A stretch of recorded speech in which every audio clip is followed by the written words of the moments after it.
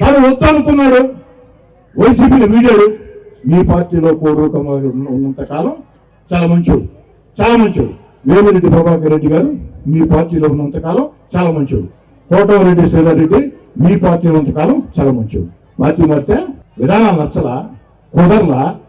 మరి అటల్ ప్రభాకర్ రెడ్డి గారు అయినా మీకండి అర్హత ఉందండి. కోడూరు కమలాకర్ రెడ్డి పార్టీ నుంచి పోయాడని పోయినసారి బీఫారం తీసుకొని అదేదో కథ అవుతుంది, ఒక అబ్బాయికి పెళ్లి చేయాలని చెప్పని బంధువులంతా పెళ్లి సంబంధం తీసుకోపోయారు, చూపించారు. అమ్మాయి నచ్చిందని చెప్పాడు, అన్నీ మాట్లాడుకున్నారు. కట్టకాలకులన్నీ నిశ్చార్థం అయిపోయింది, నలుగు అయిపోయింది. పెళ్లిపేట్ల మీద కూర్చున్నారు. అయ్యాడు తాళిపుట్టి చేతితో పట్టుకొని మాంగళ్య తంతుని అంటూ మంత్రాలు స్టార్ట్ చేశాడు.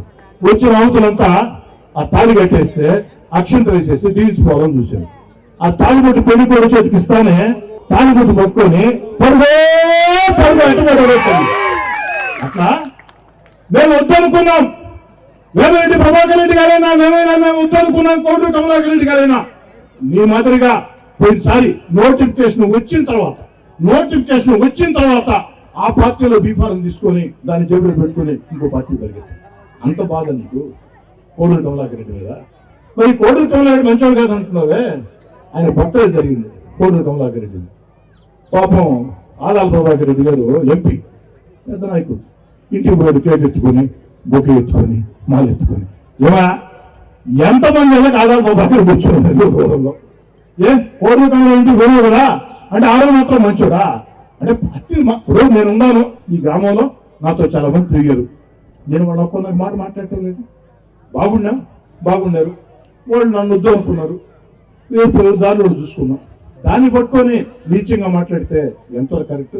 కాబట్టి ఇలాంటి వాటిని పక్కన పెట్టాలని చెప్పి కోరుకుంటూ, ఏదో పాపం ఈ మధ్యకాలంలో రాళ్ళు పెరికేశారు వచ్చి. ఈరోజమ్మా వైసీపీ పరిస్థితి ఏ విధంగా ఉందంటే అత్త కోడలు కథ చెప్పాలి. ఒక ఊర్లో శ్యామలమ్మ అని అత్త, పరమగయ్యాడత్త. ఆ శ్యామలమ్మకి విమలమ్మ అని కోడలు. పాపం కోడలు అమాయకుల నోట్లో మాట్లాడదు.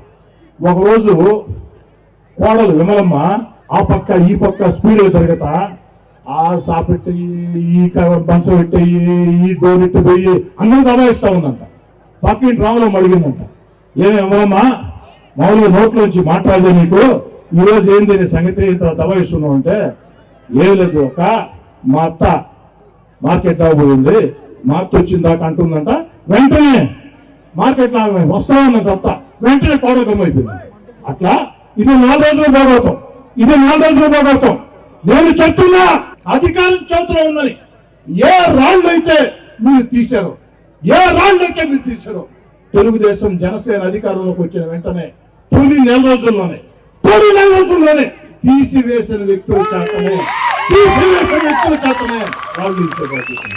ఏదైతే కోడుగుపాడు, కొత్తగల్వ, నారాయణపేట, నవలాకుల తోటలో నేను ఏ రోజు కూడా మంచి పనులు కట్టవాలి.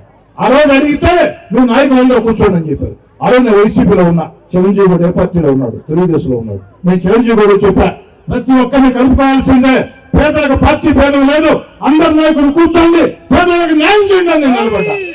ఈరోజు కమలాకర్ రెడ్డి వచ్చేసాడని రాళ్ళు పెరిగితే అలా ప్రభాకర్ రెడ్డి గారు నువ్వు ప్రసాద్ చేసిన దానికి ఎవరేం చేయాలి? అప్పుడు దయచేసి ఇలాంటి వాటికి భయపడవద్దు. 3 రోజులు లేదా 4 రోజులు, 3-4 రోజులు నోటిఫికేషన్ వచ్చేస్తుంది. నోటిఫికేషన్ వచ్చిన తర్వాత వాళ్ళకంటే మనం పవర్ఫుల్, ఎందుకంటే ఆ పార్టీ ఓడిపోతుంది తెలుసు. కాబట్టి అధికారి ఇప్పుడు లైన్లోకి వచ్చేస్తున్నారు. Good morning sir, good night sir, బాగుండాలి సార్ అని చెప్పని మన దాకా ఫోన్లు ఎత్తుకోలేదు. అన్ని మంచి జరుగుతాయని కోరుకుంటూ మీ ఆశీస్సులు తెలుగుదేశం పార్టీకి, మిత్రపక్షాలకు మీ ఆశీస్సులు ఒక మంచి వ్యక్తి వేమిరెడ్డి ప్రభాకర్ రెడ్డి గారికి, మీ కుటుంబ సభ్యుడిగా, మీ కోటమిరెడ్డి శ్రీధర్రెడ్డిగా నాకు సైకిల్ గుర్తు పెట్టేసి అత్యధిక మెజార్టీ, ఏ రాళ్ళు అయితే ఇళ్ల స్థలాలు పీకాయో, ఎవరైతే ఇసుక దోపిడీ చేశారో, ఎవరైతే కరెంటు ఛార్జీలు పెంచారో, ఎవరైతే ఇష్టారాజ్యంగా పనులు చేసిన వాళ్ళ దెమ్మ తిరిగే విధంగా ఒకటో డివిజన్ లో మెజార్టీ వాళ్ళని కోరుకుంటున్నారు. ఈ వీడియో కనుక మీకు నచ్చినట్లయితే లైక్ చేయండి, షేర్ చేయండి, కామెంట్ చేయండి మరియు సబ్స్క్రైబ్ చేయండి. చూస్తూనే ఉండండి లిమ్రా టీవీ.